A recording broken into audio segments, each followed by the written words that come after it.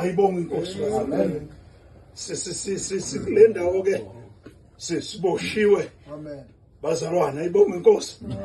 Ma ngithi siboshiwe, yabona thina esikule ndawo noma esikholwayo,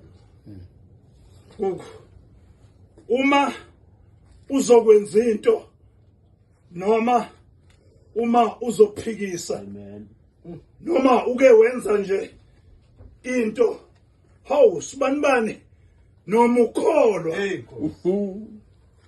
ayibonge inkosi.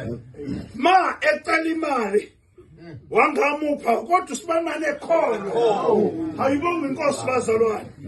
Lokho kungukusibopha kwabantu, ayibonge inkosi bazalwane. Asikwazi thina ukwenza izinto, ayibonge inkosi, ngenxa yokuthi awusibanibani ukholwa, ayibonge inkosi bazalwane.